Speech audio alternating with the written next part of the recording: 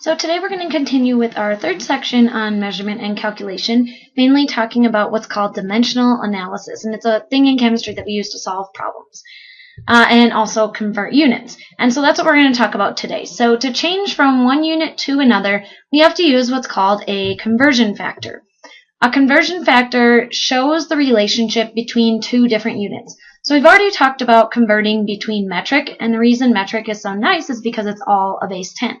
But sometimes we're going to run into converting between units that aren't related through a base 10, and we need to use what's called a conversion factor. So for example, to relate centimeters and inches, there are 2.54 centimeters in 1 inch. So this gives the relationship between those two units. We're going to use what's called dimensional analysis to change from one unit to another using conversion factors. And you probably do this all the time in your head, you just don't realize it. Okay, so let's take our centimeter and inches. So we know that 2.54 centimeters and 1 inch are equal the same length, or they're what we would call equivalent.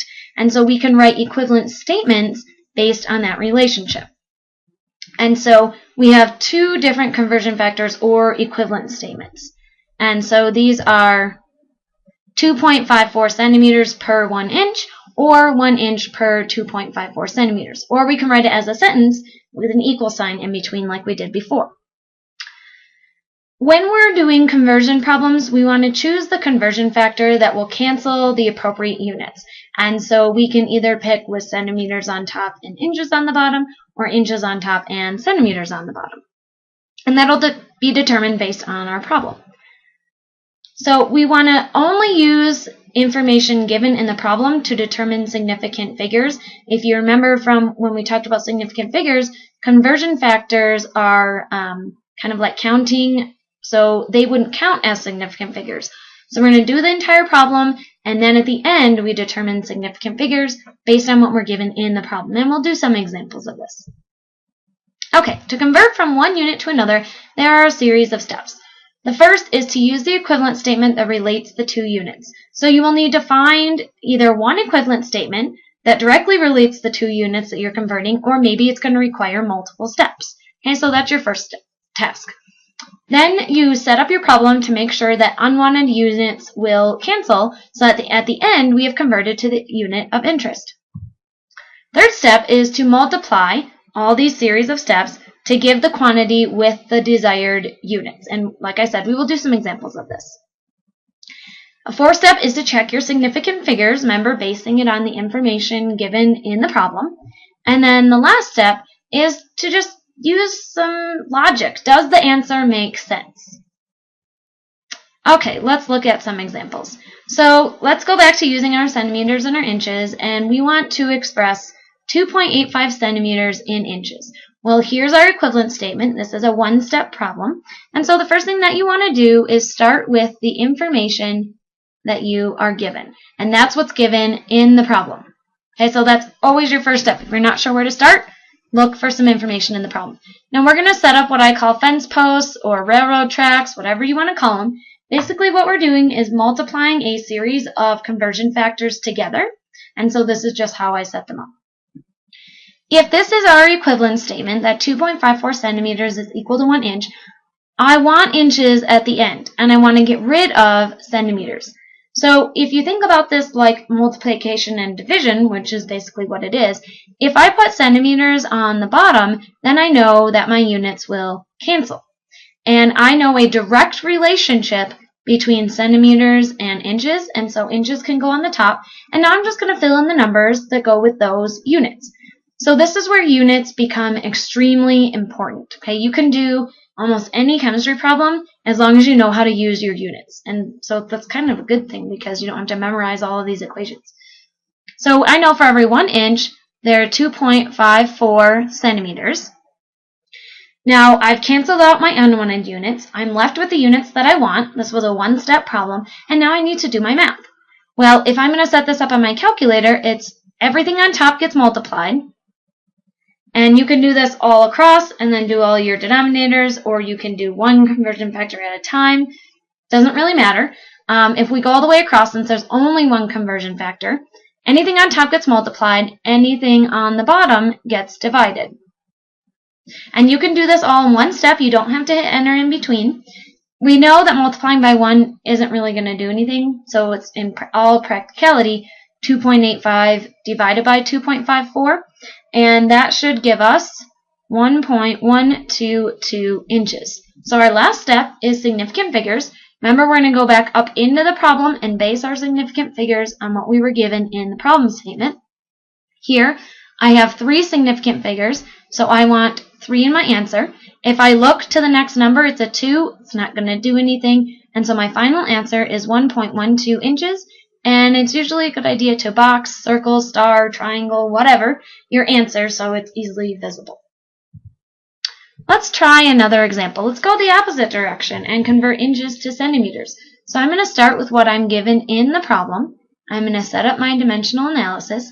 I know a direct relationship between inches and centimeters, and so I know inches go on the bottom because I want them to cancel, and centimeters go on top, so my inches will cancel. Now I'm going to fill in the numbers. I know for every 1 inch, there are 2.54 centimeters. So on my calculator, it's 7 times 2.54 divided by 1. I know dividing by 1 is not going to do anything, so you could leave that out if you wanted. And that's going to give me 17.78 centimeters. Always give a couple of digits so that depending on your significant figures, it's going to be easier to round. If I take a look at what I was given in the problem, this is a trailing 0, but there is a decimal, and so it does count. So that's 2 significant figures. So that rounds here. This 7 is going to round my 7 up, so that becomes 18. And then don't forget your units. Units are very important. Okay, so 18 centimeters is my answer. Okay, an Italian bicycle has its frame size given as 62 centimeters. What is its frame size in inches? Okay, so using the same conversion factor, try this one on your own, and we'll go over it in class. So you may want to pause for a second while you work that out. Okay, and then go ahead and go on after that. Okay, let's try one more dimensional analysis problem, one step.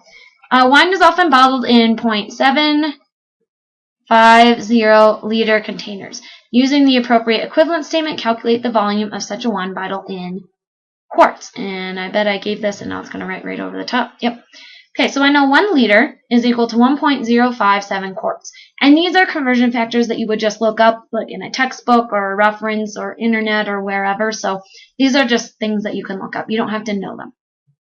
So if we start with what we're given in the problem, I want to go to quarts. Now, this is a one-step problem because I have a direct relationship between liters and quarts. So I know I can put liters on the bottom, quarts on top, and then I fill in my numbers. For every 1 liter, there is 1.057 quarts. So on my calculator, that's 0.750 times 1.057 divided by 1. And we know dividing by 1 isn't going to do anything. And so my answer is 0.79275 quarts. Again, I gave a few extra digits so that I can round. If I look back into the original problem, I have a leading 0 which never counts, a 7 and a 5 which always count, and then a trailing 0 that counts if there is a decimal, and there is. So that's 3 significant figures. 1, 2, 3. At the 2, the 7 is going to round the 2 up to a 3. So my final answer is 0.793 quarts. Okay, so racing cars at the Indianapolis Motor Speedway now routinely travel around the track at an average speed of 225 miles per hour. We want to convert this to kilometers per hour. Well, I know that in 1 kilometer there are 0.621 miles. So 220, oops, that's an extra 0. Let's erase that.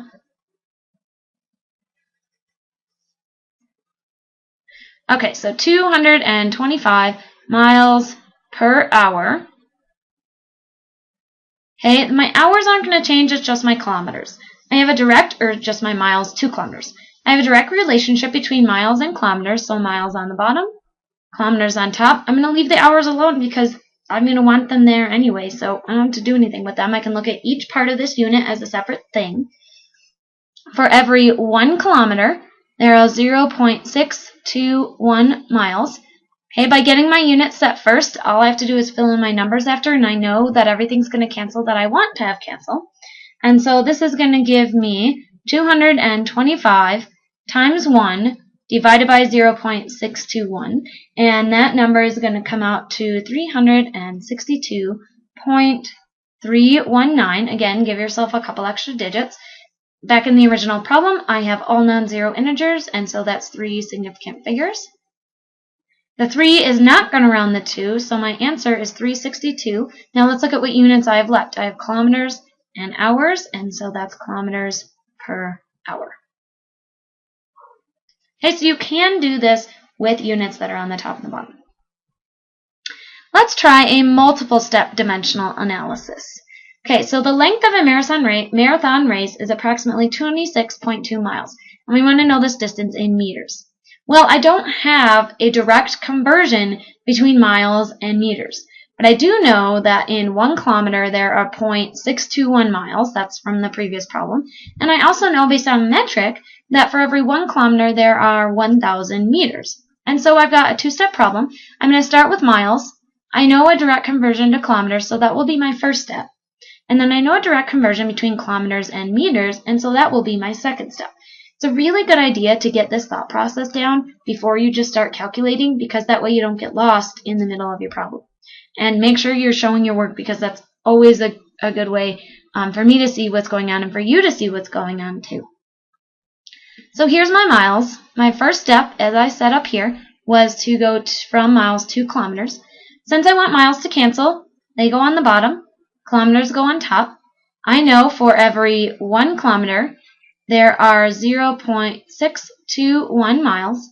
Now, I'm not to the unit that I want to be at yet, so I'm going to keep going. I'm going to make this all one big problem. It's much easier, I think, to do it this way than to break it up into steps, because that way you can see everything laid out in one whole sheet. Okay, so my miles canceled. I'm at kilometers. I want to go from kilometers to meters. And so I know I want kilometers on the bottom so that those units will cancel. I know a relationship between kilometers and meters, so meters go on top. I know for every 1 kilometer, there are 1,000 meters.